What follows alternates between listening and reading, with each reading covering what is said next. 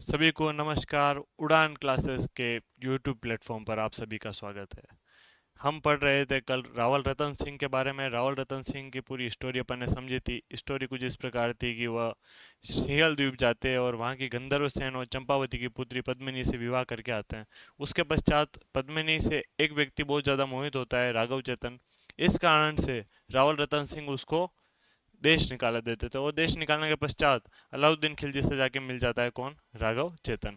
और उसके पश्चात अलाउद्दीन खिलजी, क्योंकि उससे पहले से रतन सिंह के पिताजी समर सिंह ने क्या मांगा था? कर मांगा था। इस कारण से अलाउद्दीन खिलजी को पहले से ही जोश चढ़ा हुआ था और उसने जोश को निकाला कि उसको मौका मिल गया किस पे आक्रमण करने का? चित्तौड़ पे। और चित्तौड़ पे वो आक्रमण करता है। 7 महीने का घेरा डालने के पश्चात जनवरी 1303 में चित्तौड़ का प्रथम शाखा होता है, जिसमें केसरिया तो करते हैं रावल रतन सिंह और जौहर करती है रानी पद्मिनी। इसके बारे में मैं जानकारी की बात कर रहा था, तो जानकारी में अपन ने एक नाम लिखा था मलिक मोहम्मद जायसी की पुस्तक पद्मावत के बारे में। उसके बाद अपन अगली और कुछ पुस्तकें हैं जिसमें भी हमें इस चीज़ की जानकारी मिलती है, तो हम उसको देखेंगे। तो पहला तो मैंने कल ही लिखवा दिया था, क्या? मलिक मोहम्मद मोहम्मद जायसी की पुस्तक, जायसी की पुस्तक पद्मावत से। किससे? पद्मावत से। मलिक मोहम्मद जैसी की पुस्तक कौन सी? पद्मावत से। पद्मावत के बारे में और अगर आपसे तथ्य पूछ ले तो कब लिखी गई, तो याद रखना 1540 में। कब लिखी गई? 1540 में। पूछ ले इसकी भाषा क्या है? भाषा, तो ध्यान रखना अवधि। क्या है? अवधि। इसके बाद एक और इतिहासकार था जो अलाउद्दीन खिलजी के साथ आया था। उसने युद्ध आंखों से देखा, इस युद्ध में वो भाग लेता है। इसलिए कहते हैं इस युद्ध का आंखों देखा वर्णन किसने किया? तो वह था अमीर खुसरो। कौन था? अमीर खुसरो। तो दूसरी जो बात है वो किसने करी है? अमीर खुसरो ने। अमीर खुसरो ने। अमीर खुसरो ने। और अमीर खुसरो ने पुस्तक लिखी है क्या? तारीख ए इलाही। क्या लिखी है? तारीख ए अलही। और इसी पुस्तक का एक और नाम है खजाइन, खजाइन उल, खजाइन उल फतू, खजाइन उल फतू। इसमें भाई साहब ने इस युद्ध का आंखों देखा वर्णन किया है। क्या किया है? आंखों देखा वर्णन। क्योंकि ये उसके साथ आया था अलाउद्दीन खिलजी के साथ, इसलिए इसने क्या किया है? इस युद्ध का आंखों देखा वर्णन। तो चित्तौड़ के युद्ध का, चित्तौड़ के युद्ध का आंखों देखा वर्णन, आंखों देखा वर्णन। एक व्यक्ति और मिलता है हमें जो राणा प्रताप के दरबारी विद्वान हुआ करते थे, जिनका नाम था हेमरत्न सूरी। उन्होंने एक पुस्तक लिखी घोरा बादल री चौपाई। उस पुस्तक में भी हमें किसके बारे में पता चलता है? इस चित्तौड़ के प्रथम साके के बारे में, चित्तौड़ के प्रथम युद्ध के बारे में। तो याद रखना किसका नाम? हेमरत्न सूरी।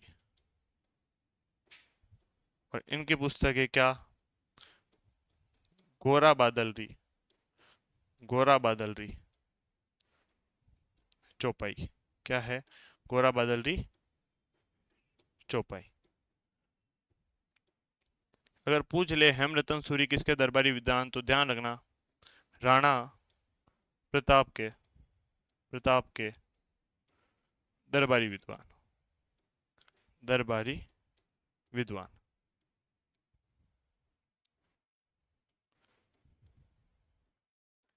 ये बात करी अपन ने किसके बारे में? चित्तौड़ का जो प्रथम शाखा हुआ उसकी जानकारी के बारे में। इसके बाद अगर हम देखें तो चित्तौड़ में हुआ क्या? शाखा हो जाता है 1303 में, उसके पश्चात क्या हुआ? तो ध्यान रखना शाखा होने के पश्चात अलाउद्दीन खिलजी ने अलाउद्दीन खिलजी ने अलाउद्दीन खिलजी ने चित्तौड़ पर अधिकार कर लिया। चित्तौड़ पर अधिकार कर लिया। अधिकार कर लिया। कर लिया। चित्तौड़ में इसने 30,000 लोगों का कत्लेआम कराया था। सोचिए कितना क्रूर शासक रहा होगा जिसने 30,000 आसान निर्दोष आदमियों का क्या करा दिया, कत्ल। तो ये लिख सकते हैं अपन कि एके ने एके ने चित्तौड़ में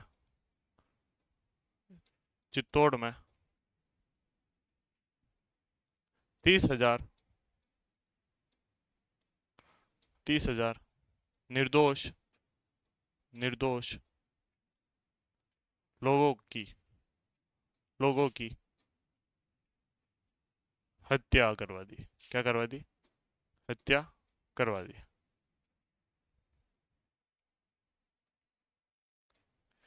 30,000 लोगों की हत्या करवाने के पश्चात अलाउद्दीन खिलजी यह जो दुर्ग है इसको अपने पुत्र खिज्र खां को सौंप कर चला जाता है और इस जगह का नाम रख के जाता है खिजराबाद, अपने बेटे के ही नाम पर। तो ध्यान रखना किसके नाम पर क्या करा है, चित्तौड़ का नाम। तो याद रखना चित्तौड़ का नाम चित्तौड़ का नाम बदलकर बदलकर अपने पुत्र अपने पुत्र खिज्र खां के नाम पर खिज्र खां के नाम पर के नाम पर खिजराबाद कर दिया। खिजराबाद कर दिया। खिजराबाद कर दिया। और इस चित्तौड़ की जिम्मेदारी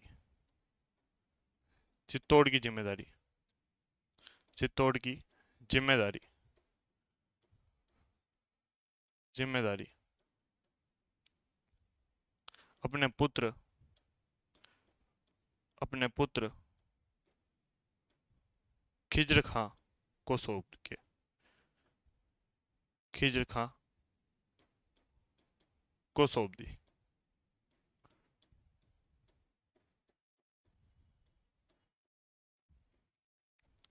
अब खिज्र खां खुश हुआ कि यार डैडी ने मेरे को गिफ्ट में क्या दिया है, चित्तौड़।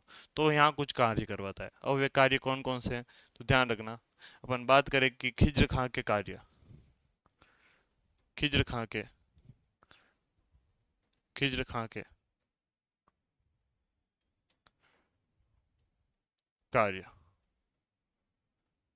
खिज्र का जो पहला कार्य कराता है, ये जो अपना दुर्ग है जिसका नाम क्या है, चित्तौड़। क्या नाम है, चित्तौड़।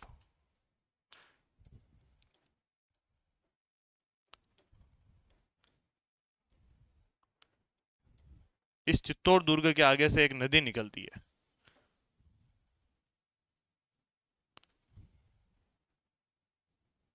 जिसका नाम है गंभीरी। क्या नाम है, गंभीरी। इस गंभीरी नदी पर पुल बनवाता है। क्या बनवाता है, पुल। तो ध्यान रखना किस पर पुल बनवाया, गंभीरी नदी पर। तो चित्तौड़ में चित्तौड़ में गंभीरी नदी पर गंभीरी नदी पर पुल बनवाया पुल बनवाया तथा पास ही में एक दरगाह का निर्माण करवाया। किसका निर्माण करवाया, दरगाह का। तो ध्यान रखना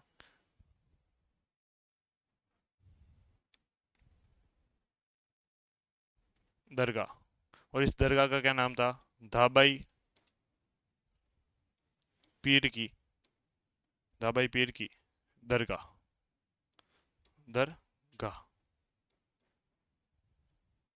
और इस धाबाई पीर की दरगाह में एक शिलालेख लगवाता है, जिसमें वो उसको पता था कि डैडी यहाँ पे गिफ्ट करके क्या गए हैं, चित्तौड़ का दुर्ग। तो उसने उनकी बहुत ज़्यादा तारीफ की। इसमें उन्हें 3 उपाधियाँ दिलवाई है। खिज्र खान ने इस शिलालेख में अलाउद्दीन खिलजी को 3 उपाधियाँ दी है। कौन कौन सी दी है? तो पहली दी है सिकंदर सानी, दूसरी दी है ईश्वर की छाया, तीसरी दी है संसार का रक्षक।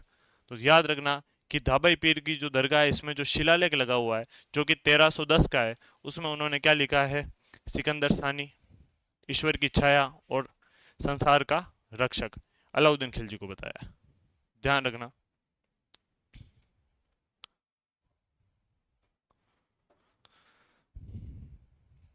धाबाई पीर की, धाबाई पीर की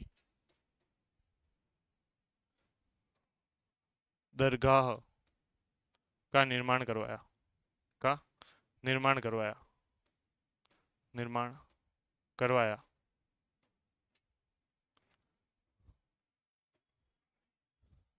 बात करें किसकी? धाबाई पीर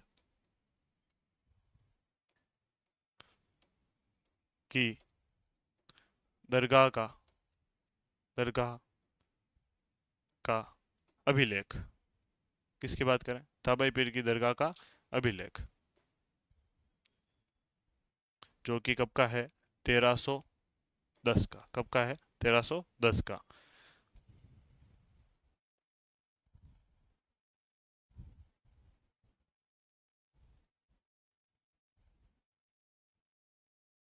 तेरह सौ दस का।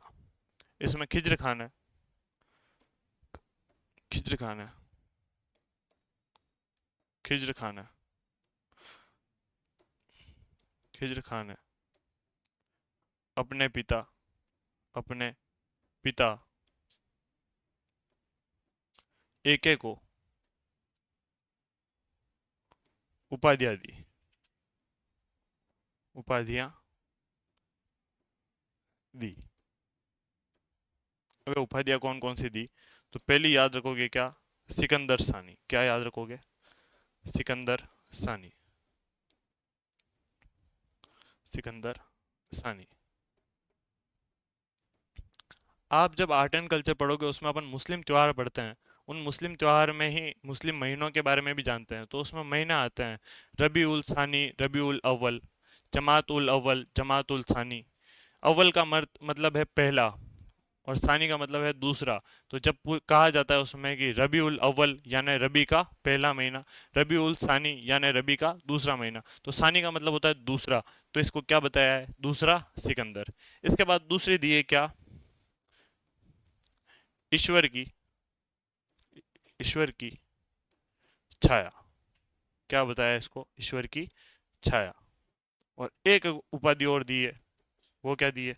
संसार का रक्षक, संसार का रक्षक।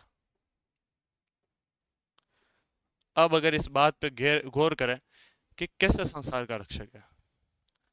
30,000 लोगों का कत्लेआम करा दिया है, भक्षक है, पर क्या माना है? संसार का रक्षक। क्योंकि डैडी डैडी होते हैं, डैडी ने गिफ्ट किया है क्या? चित्तौड़ का दुर्ग।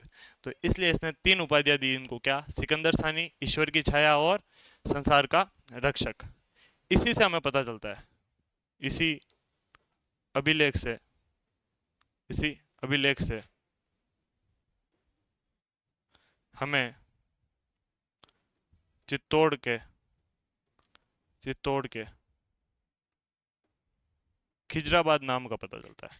किसका पता चलता है? खिजराबाद नाम का पता चलता है।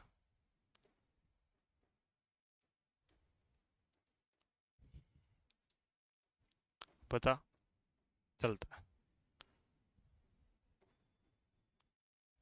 तो खिजराबाद जो नाम का हमें जानकारी मिलती है वो भी किससे मिलती है? इस धाबाई पीर की जो दरगाह में अभिलेख लगा हुआ है इससे। अब क्या है? तो अब इसके आगे क्या होता है कि खिज्र खां जो था वो दिल्ली रहने वाला, लग्जरी लाइफ, ऐशो आराम, वो चित्तौड़ में कहाँ मन लगे? अरे उदयपुर वाले का मन गांव में नहीं लगता है तो ये तो दिल्ली रहता था, इसका कैसे लग जाएगा? तो ये भाई साहब क्या होगा यहाँ पे परेशान। और उस समय तक अलाउद्दीन खिलजी की तबीयत भी बिगड़ने लग गई थी, तो इसको पता था कि है ना, अगर अलाउद्दीन खिलजी मर गया तो मुझे राजा बनना है। इस कारण से कहाँ चला जाता है? दिल्ली। और यह दिल्ली जाने से पहले इस चित्तौड़ की जिम्मेदारी किसको सौंप के जाता है? तो वो सौंप के जाता है झालोर के राजा का छोटा भाई था जिसका नाम था मालदेव सोनगरा। उस मालदेव सोनगरा को चित्तौड़ की जिम्मेदारी देकर चला जाता है। तो ध्यान रखना। खिज्र खां, खिज्र खां,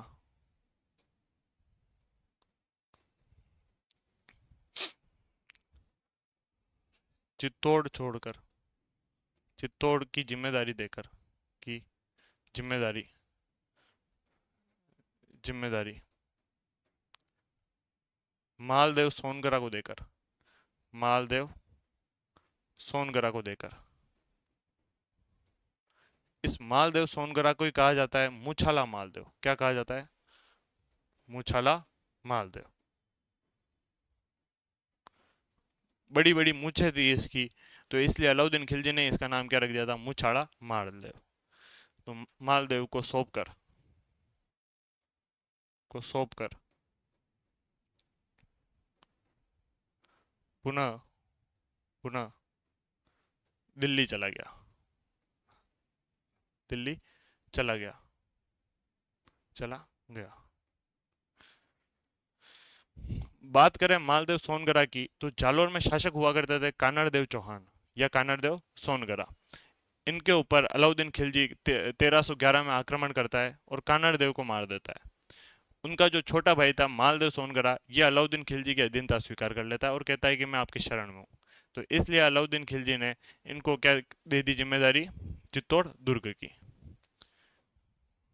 1321 में मालदेव सोनगरा की, मालदेव सोनगरा की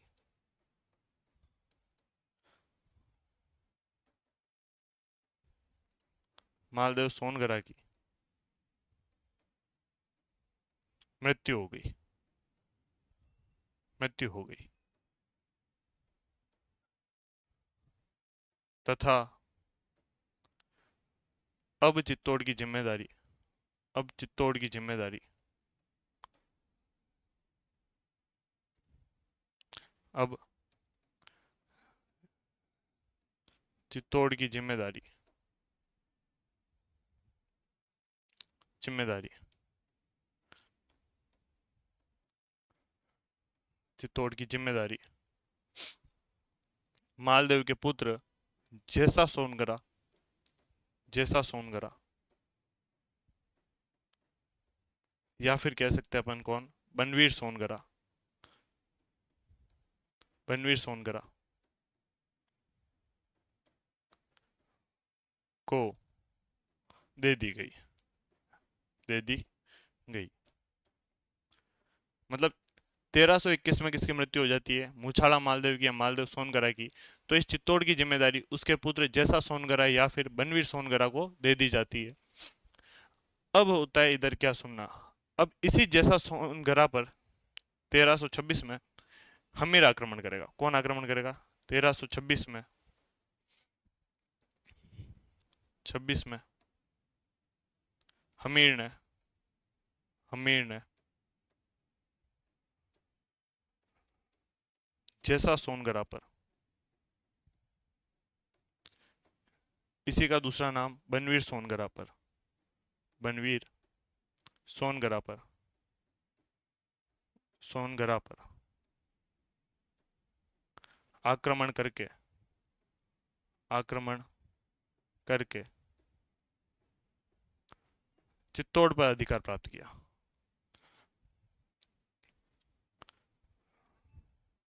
चित्तौड़ पर अधिकार प्राप्त किया।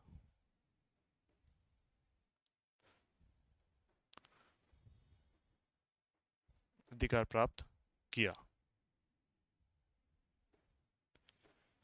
मैं मानता हूं कि आपको बात समझ आ रही होगी कि हमीर ने किस पे आक्रमण किया था? जैसा सोनगरा या बनवीर सोनगरा पे, और उसको हराने के पश्चात चित्तौड़ पर उसने वापस अधिकार पाया था। अब अपन समझते हैं हमीर की क्या स्टोरी है। तो ध्यान रखना, अब अपन बात करेंगे किसकी स्टोरी? हमीर की। तो मैं वापस बता दूं कि शासक हुए रण सिंह, रण सिंह, या इन्हीं का नाम था कर्ण सिंह, कर्ण सिंह। इस समय गुइल वंश जो था दो शाखाओं में बदलता है। एक शाखा कौन सी थी? रावल। और एक शाखा कौन सी थी? राणा। कौन सी शाखा थी? राणा। राणा बनता है कौन? राहप। कौन बनता है? राहप। और इधर रावल बनता है कौन? श्याम सिंह। कौन बनता है? श्याम सिंह। श्याम सिंह के पश्चात सामंत सिंह, कुमार सिंह, कुमार सिंह के बाद पदम सिंह, पदम सिंह के बाद जयद्र सिंह, जयद्र सिंह के बाद तेज सिंह, तेज सिंह के बाद समर सिंह, और समर सिंह के बाद रतन सिंह, रतन सिंह के साथ रावल शाखा समाप्त होती है। तो हमें ध्यान रखना है कि श्याम सिंह के पश्चात जो इनका वंशज था कौन? समर सिंह। कौन था? समर सिंह, जो कि रावल रतन सिंह का पापा है। इधर अपन राहब की बात करें तो इसी प्रकार पीढ़ी चलती है। और समर सिंह के समकालीन राजा हुआ करते थे, यहाँ के ठाकुर हुआ करते थे, जिनका नाम था लक्ष्मण सिंह। क्या नाम था? लक्ष्मण सिंह। इन लक्ष्मण सिंह के दो पुत्र थे। एक पुत्र का नाम था अरी सिंह। क्या नाम था? अरी सिंह। एक का नाम था अजय सिंह। क्या नाम था? अजय सिंह। अजय सिंह। वैसे लक्ष्मण सिंह के 7 पुत्र थे, पर हमें बात ध्यान रखनी है किनकी? अजय सिंह और अरी सिंह के बारे में। तो बात ऐसी है, इधर समर सिंह है, समर सिंह के साथ भी याद रख सकते हो कौन था शासक। तो यहाँ पर याद रखना रतन सिंह, रतन सिंह और कुंभकर्ण, कुंभकर्ण। यह कुंभकर्ण कहाँ चला गया था? नेपाल। रतन सिंह क्या है? अंतिम। अब बात सुनना, अरी सिंह के बारे में बात बता रहा हूँ। अरी सिंह एक बार अपने सभी दोस्तों के साथ जंगल में गया था। जंगल में इसके साथ सभी दोस्त थे। तो एक बालिका वहां पर अपनी गाय चरा रही थी। तो उसको जो अरी सिंह का दोस्त था वो छेड़ता है। इस बात से वो एक बार तो इग्नोर कर देती, वाह छेड़ा होगा कोई बात नहीं, अगली बार वापस छेड़ता है। और इस बार जो बालिका थी उस बालिका ने लेके रस्सी ली और उस रस्सी को घुमा के फेंका। तो वह उस दोस्त के घोड़े के पैर में फंस गई और वो घोड़ा गिर गया। अरी सिंह को लगा कि यार कौन है तू भाई, मेरे दोस्त को कैसे मार सकती है, दोस्त को कैसे गिरा सकती है। तो वो बात करने जाता है हरी सिंह। और हरी सिंह कहता है कि भाई क्या हुआ, तूने दोस्त को क्यों गिराया? तो वो कहती है कि आपको किसने अधिकार दिया लड़की छेड़ने का? छेड़ा है तो गिराया है, अगली बार वो छेड़ा तो काट दूंगी। इस बात से हरी सिंह खुश हो गया, कहा यार लड़के तो पावरफुल है। उसने कहा कि यार आप किस जाति के हो, किस धर्म के हो, किस समाज के हो? उसने कहा मैं राजपूत हूँ। हरी सिंह का मन अब यहाँ पे लगने लग गया। हरी सिंह ने कहा यार अब तो ब्याह करना पड़ेगा। तो इन्होंने लेके कहा कि है ना मैं आपसे ब्याह करने को तैयार हूँ। तो उसके पिताजी के पास गए, उन्हें कहा कि मैं हरी सिंह हूँ, इस राहब ठिकाने सिसोदा ठिकाने का अगला सामंत बनूंगा, राजकुमार हूँ। मैं आपकी पुत्री से शादी करना चाहता हूँ। अब कोई किसान है, उसके सामने करोड़पति आदमी आ रहा है, तो ब्याह होना तय है। तो वो ब्याह कर देता है। शादी हो जाती है हरी सिंह और उस बालिका की। उसके पश्चात उसे भी पता चलता है कि बापू कूटेंगे, लव मैरिज तो कर ली है पर बापू कूटेंगे। तो उसने लेके एक दिमाग लगाया कि अपने बताना ही नहीं है घर पे, इसको यहीं रखेंगे। तो उनसे एक पुत्र पुत्र की उत्पत्ति होती है हरी सिंह के उस बालिका से। अब तो महिला बन चुकी है। राजपूत कन्या से विवाह किया। विवाह, ये किसान थी, यानी अपन लिख सकते हैं क्या? किसान राजपूत कन्या से विवाह। उससे पुत्र होता है जिसका नाम था हमीर। हमीर। और इधर अजय सिंह के पुत्र हुआ था सज्जन सिंह। सज्जन सिंह। अब बात रखना ध्यान कि यह जब हुई घटना, तो जो राजपूत कन्या थी वह गर्भवती थी, उसके पुत्र हुआ था, वो अपने घर ही रहा करती थी अपने पिताजी के यहाँ। तभी एक न्यूज आती है कि अलाउद्दीन खिलजी का आक्रमण चित्तौड़ पर हो रहा है। तो हरि सिंह एवं उसके 6 भाई और साथ में कौन? लक्ष्मण सिंह कहाँ चले जाते हैं? चित्तौड़ में युद्ध करने। और सातों भाई और ये कौन शांत हो जाते हैं? हरि सिंह। इसमें एक बचता है जो सबसे छोटा था, जिसका नाम था अजय सिंह। वह रहा भी रहता है, वो सिसोदा ही रहता है, सॉरी, सिसोदा ही रहता है। और वो ठिकानेदार बनता है, सामंत बनता है। तो इसको इसके हरी सिंह के दोस्तों ने बताया कि ध्यान रखना कि है ना एक भाभी जी है, वो वहाँ रहते हैं, हरी सिंह का ही पुत्र हो रखा है, तो उसको ले आओ। अजय सिंह मन का अच्छा था, बूढ़ा आदमी था, इसने कहा कि है ना भाभी को ले आते हैं। तो ये जाता है वापस भाभी के घर, भाभी से बात करता है कि आप आओ, राजा के साथ रहो, राजा जैसे रहो, ये इसका कैसे पालन पोषण होगा हमीर का, आप भी तो समझो। इस बात से वह जो राजपूत बालिका थी, या फिर अब तो महिला है, हरी सिंह की जो पत्नी थी, उसने कहा कि है ना चलो मैं आपके साथ चल रही हूँ, और वो सिसोदा ठिकाने के जो महल थे उनमें जाके रहने लगी। तो एक दिन ऐसा हुआ कि कुछ गुंडे या फिर डाकू अपन कह सकते हैं, वो इस सिसोदा ठिकाने पर क्या कर रहे थे, हमला कर रहे थे। तो अजय सिंह ने सज्जन सिंह को भेजा। सज्जन सिंह हमीर से बड़ा था, सज्जन सिंह को भेजा, और सज्जन सिंह वहां हार जाता है उन जो डाकू थे उनसे। इस बात से हमीर कहता है कि हमीर कहता है अपने वापस अंकल से, अजय सिंह जी से, कि अजय सिंह अंकल मेरे को जाने दो। और हमीर जाता है और हमीर उनको हरा के आता है। फिर जाके अजय सिंह के दिमाग में ये आता है कि ये सही में प्रतिभाशाली है। अगर मैं अगर अरिजीत सिंह जी होते तो अरिजीत सिंह जी का पुत्र ही अगला सामंत बनता, मैं तो बनता नहीं, वो शांत हो गए इसलिए मैं बनाऊं। वैसे अगर इस सामंत के पद पे अगर किसी का अधिकार है, कोई उत्तराधिकारी है, तो वो हमीर है। तो इस कारण से वो किसको सिसोदा का ठिकानेदार बना देते हैं, सिसोदा का ठिकानेदार। तो वो राणा हमीर को बना देते हैं। किसको बना देते हैं? राणा हमीर को। इस बात से सज्जन सिंह नाराज हो जाता है। सज्जन सिंह कहता है कि यार ये तो गलत बात है, बड़ा मैं हूँ, मुझे बनना चाहिए। सज्जन सिंह नाराज होकर दक्षिण भारत की तरफ चला जाता है। किस तरफ चला गया? दक्षिण भारत की तरफ। तो ध्यान रखना,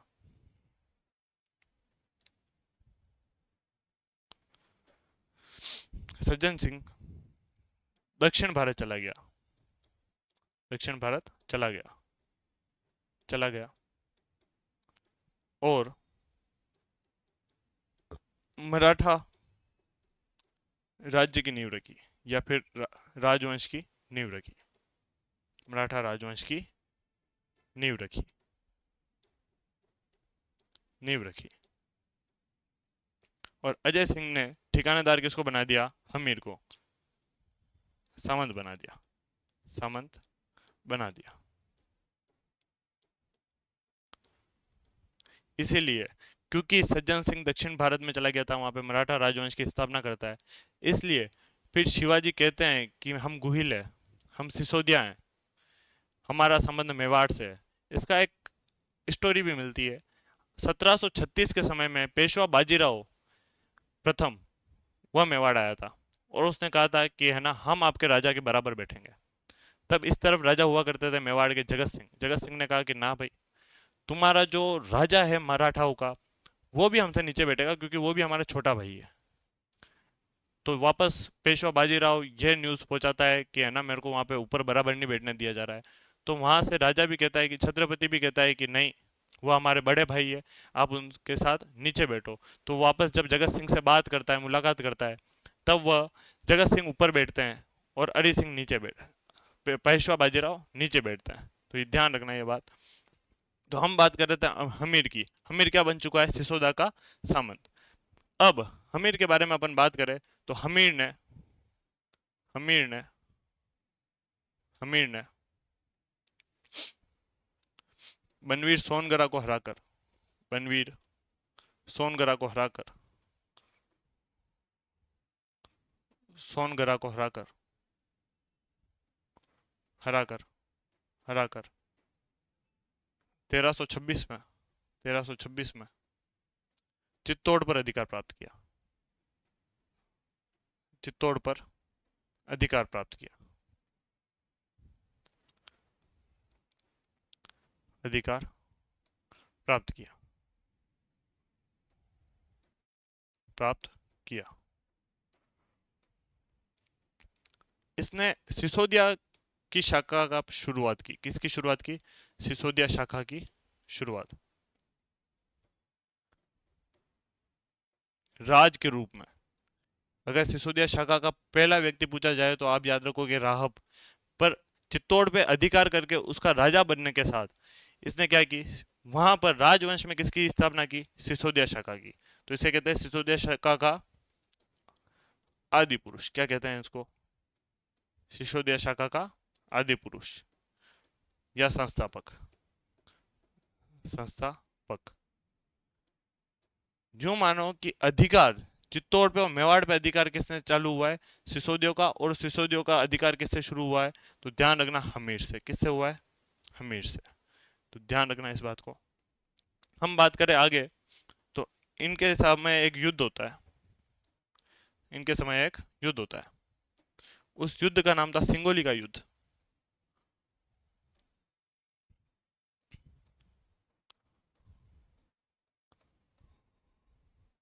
सिंगोली का युद्ध।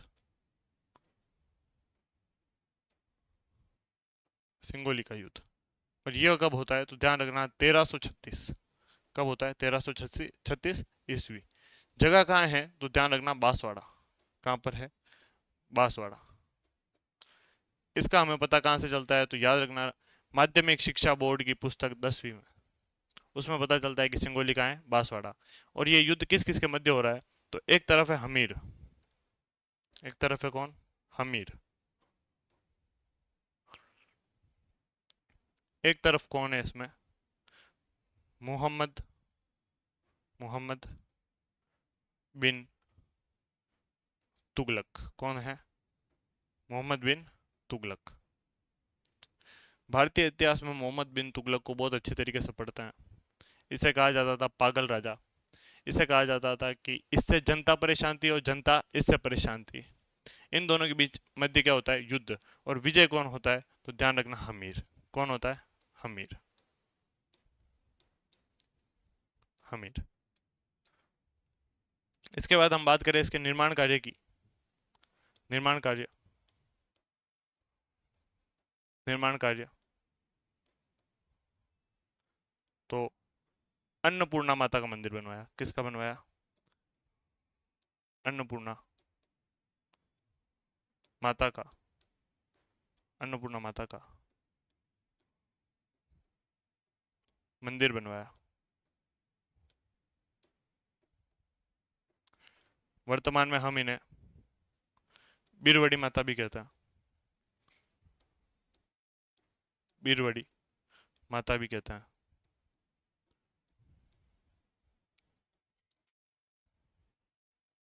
बीरवड़ी माता भी कहते हैं।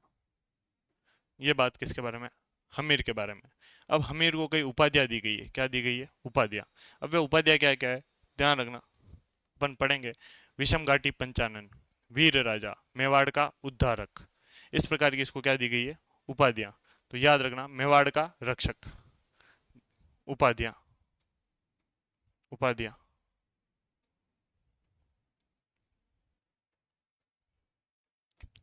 विषम घाटी पंचानन, विषम घाटी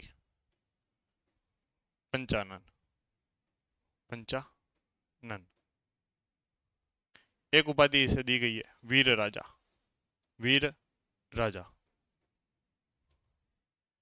एक दी गई है प्रबल हिंदू राजा, प्रबल हिंदू राजा। एक कहा जाता है इसे मेवाड़ का उद्धारक। क्या कहा जाता है मेवाड़ का उद्धारक, मेवाड़ का उद्धारक। अब विषम घाटी पंचानन जो इसको उपाधि है वो किस में दी गई है तो याद रखना कुंभलगढ़ अभिलेख में। किस में दी गई है कुंभलगढ़ अभिलेख में, कुंभलगढ़ अभिलेख में। वीर राजा कुंभा ने एक टीका लिखी थी गीत गोविंद। उसके ऊपर एक टीका लिखी गई है जिसका नाम है रसिक प्रिया। गीत गोविंद जयदेव की रचना है और उसी के ऊपर टीका लिखी थी राणा कुंभा ने। तो उस रसिक प्रिया में लिखा गया है हमीर को क्या वीर राजा। तो ये किसमें लिखा गया है कुंभा द्वारा रचित, कुंभा द्वारा रचित रसिक प्रिया में, रसिक प्रिया टीका में। बात करें किसकी प्रबल हिंदू राजा। प्रबल हिंदू राजा इन्हें बताता है कर्नल जेम्स टोड। ध्यान रखना कौन बनाता है तो colonel James Tod, colonel James Tod, James Tod. अगर बात करें हम विषम घाटी पंचानन की तो विषम घाटी पंचानन का मतलब है विपरीत परिस्थिति में भी शेर के समान रहना। इसके समय चारों तरफ विपरीत परिस्थिति थी क्योंकि चित्तौड़ पे अधिकार कोई और करके बैठा था, इसको चित्तौड़ जीतना था। तो इस कारण से इसे क्या कहा गया विषम घाटी पंचानन। और अन्य इतिहासकारों ने, किसने इतिहासकारों ने, इतिहासकारों ने इसे कहा है क्या मेवाड़ का उद्धारक। मेवाड़ का उद्धारक कहने का भी कारण था कि रावल शाखा तो समाप्त हो चुकी थी। इसी के साथ अगर हमीर राजा नहीं बनता तो जो गुहिल वंश था वो भी क्या हो जाता समाप्त। पर इसने वापस उस गुहिल वंश को आगे बढ़ाया। इस कारण इसे क्या कहा गया, मेवाड़ का उद्धारक। ये बात हुई अपने किसके बारे में, राणा लाखा। अगले राजा आते हैं अपने पास कौन, राणा क्षेत्र सिंह या राणा खेता, जिनका समय था 1364 से लेकर 1382। इनके बारे में बात करें तो इनकी एक पासवान हुआ करती थी जिसका नाम था खातिन, और इस खातिन से दो पुत्र होते हैं जिनका नाम था चाचा और मेरा। इनको हम पढ़ेंगे आगे मोकल में। तो इनके क्या हुआ करती थी, एक पासवान, पासवान, और पासवान कौन थी, खातिन। कौन थी, खातिन, खातिन। खातिन के दो अवैध पुत्र हुए, अवैध पुत्र। उन पुत्रों का नाम क्या था, चाचा और मेरा। क्या नाम था, चाचा और मेरा। इनको हम पढ़ेंगे कहाँ, इनके बारे में अगर मैं अभी बता दूं तो याद रखना, मोकल की हत्या करी। किसकी हत्या करी, मोकल की, मोकल की हत्या करी, हत्या करी। अपन जब आगे इतिहास पढ़ रहे होंगे तो उसमें अपन को पता चलेगा कि राणा लाखा होंगे, राणा लाखा के बाद उनका पुत्र होगा मोकल, उसकी हत्या करते कौन, चाचा और मेरा। इसके बाद बात करें तो इन्होंने मालवा के राजा दिलावर खां लोधी, दिलावर खां गोरी को हराया था। किसको हराया था, मालवा के शासक दिलावर खां गोरी को। इसी के साथ मेवाड़ मालवा संघर्ष प्रारंभ हुआ। अगर पूछ लिया जाए आपसे कि मेवाड़ मालवा संघर्ष किसके समय से प्रारंभ हुआ, तो और उसमें ऑप्शन में हो क्या, क्षेत्र सिंह या खेता, तो ध्यान रखना क्या है उसका उत्तर, क्षेत्र सिंह या खेता। तो ध्यान रखना क्या किया है इन्होंने, मालवा के शासक, मालवा के शासक, मालवा के शासक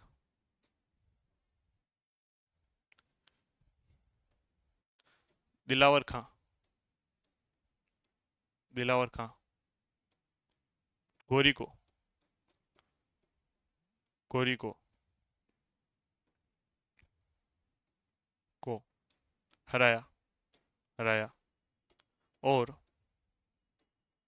दिलावर खां गोरी को हराया, और इसी के साथ, इसी के साथ, के साथ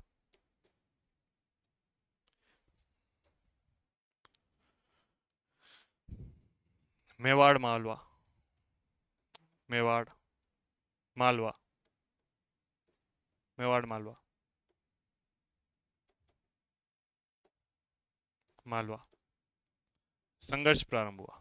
क्या प्रारंभ हुआ, मेवाड़ मालवा संघर्ष प्रारंभ हुआ, प्रारंभ हुआ। क्षेत्र सिंह की मृत्यु बूंदी के हाड़ाओं से लड़ते हुए हो जाती है। किससे हो जाती है, बूंदियों के हाड़ाओं से लड़ते हुए। ध्यान रखना,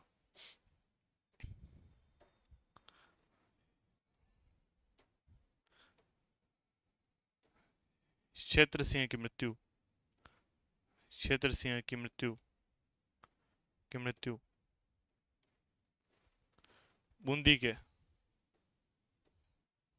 बूंदी के हाड़ाओं से, हाड़ाओं से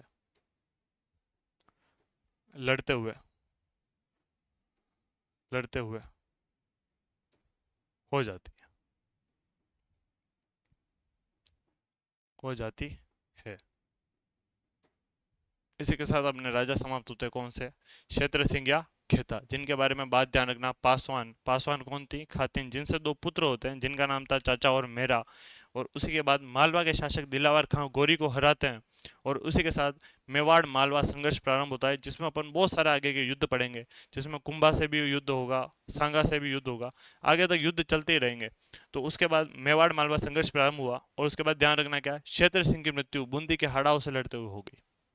इसके बाद इनका पुत्र राजा बनता है जिसका नाम था राणा लाखा। अपन बात करें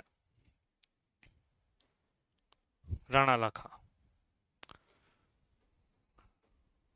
राणा लाखा। समय पूछ लिया जाए तो 1382 से 1421। कब तक है राजा? 1382 से लेकर 1421। इसके बारे में कुछ मूल बातें बता देता हूँ अपन, जिसको पढ़ेंगे कल, क्योंकि आज इस राजा को समाप्त यहाँ नहीं हो पाएगा, तो इसको अपन कब पढ़ेंगे? कल। तो राणा लाखा के समय में क्या होता है, सर्वप्रथम यहाँ पर जावर से चांदी का खनन शुरू हुआ।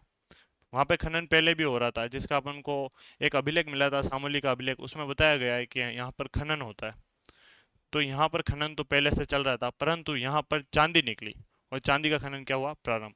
इस कारण से मेवाड़ में जो आर्थिक विकास हुआ वो सबसे ज्यादा किसके समय हुआ? राणा लाखा के समय, क्योंकि चांदी बिकती थी भाई, महंगी थी, आज भी महंगी, 1 लाख रुपए किलो। तो इसलिए क्या था कि मेवाड़ का आर्थिक विकास हुआ। दूसरा, इनके समय में नकली बूंदी को गिराया गया। इनका एक युद्ध हुआ था, इनकी एक पत्नी थी जो कि बूंदी की हाड़ी रानी थी, वो आई थी, उससे किसी बात से कहा सुनी पर इन्होंने एक कसम खा ली थी कि अब मैं बूंदी को ध्वस्त करके ही भोजन करूंगा। तो अब बूंदी बहुत ज़्यादा दूर थी और अब मना भी कर रहे हैं, मना रहे हैं सब, तो इन्होंने कहा कसम तो खा ली है। उसके लिए एक नकली बूंदी बनाई गई थी चित्तौड़ के बाहर, जिसके के ऊपर आक्रमण करने जब राणा लाखा जा रहे थे तो कुंभाहाड़ा आता है और वो कहता है कि नहीं, नकली बूंदी भी है पर है बूंदी, इसके लिए मुझसे लड़ना पड़ेगा। और वो लड़ता है और कुंभाहाड़ा उसमें मारा जाता है। इन्हीं के समय में उदयपुर वाले क्षेत्र में पिच्छू बंजारा नामक एक व्यक्ति ने पिछोला झील का निर्माण करवाया। उसी पिछोला झील पर एक नटनी की छतरी बनी हुई है। एक अभिलेख है जिसका नाम है सिंह ऋषि का अभिलेख। उसमें हमें यह पता चलता है कि इन राणा लाखा ने 3 देव स्थल, जिसका नाम था प्रयाग, काशी और गया, इन तीनों जगह पर धन देकर मुस्लिमों से आज़ाद कराया था। इन्हीं के समय मारवाड़ से राव चुंडा के पुत्र रणमल और हंसाबाई आते हैं और हंसाबाई का विवाह राणा लाखा से होता है, जिनसे पुत्र उत्पन्न होता है जिसका नाम था राणा मोकल। और उसके बारे में अपन आगे आगे पढ़ते चलेंगे। तो आज की क्लास आपके लिए यहीं तक है। बहुत बहुत धन्यवाद। आपका दिन बहुत बहुत मंगलमय हो। धन्यवाद।